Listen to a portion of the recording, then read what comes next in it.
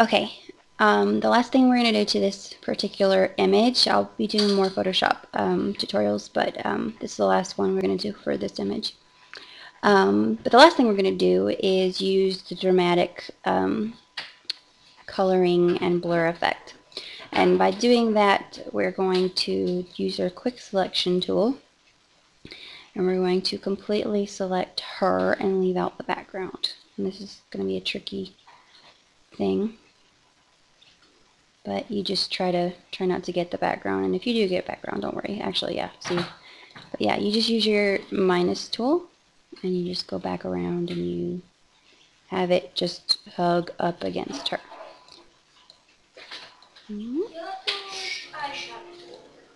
Okay, all right. What we're going to do now is we're going to refine our edge and make it, see how it's like really sharp and kind of cutty?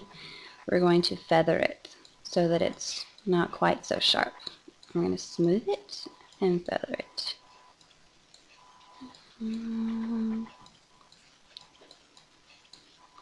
Okay. Alright, and once that's done, you right click and then you click layer via copy, and then you're going to click on your background layer and you're going to blur it. Go down to blur, motion blur. We're going to blur it quite a bit, like that. Alright, and the next thing you're going to do is you're going to merge that down, and then you're going to use your color balance to pull in some color tones into the background, just like that. And don't worry that you're messing with her, because you can paint this back in. You click on the white layer of your box here, and you click on that, and then you click your brush tool and you make sure this is on black. And what I'm going to do is I'm going to pull the opacity down some, because I don't want to quite pull all the blue out of her, because the image was a little orange as it is. And then I'm going to make my brush bigger by clicking the bracket tool on my keyboard, and then I'm going to pull in her color back in.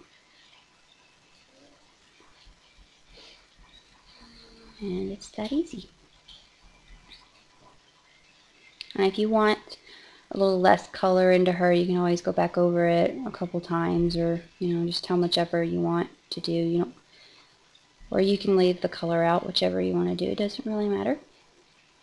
You can add like different colors. You can add a few different colors. You can add just one. It just depends on your preference.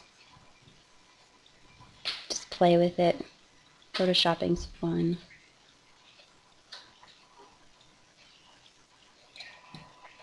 Okay, and then if you say you got a little less color on around the neck and stuff like that, and you want to go back in and paint it back blue, you just turn it back to white, and then there you go. Ta-da! Now you have a bluish background. And we're going to merge that down as well and go back from our before, after, before, after. And that's how I do my dramatic effect and retouching in Photoshop. So yeah, there you go. Have fun, guys.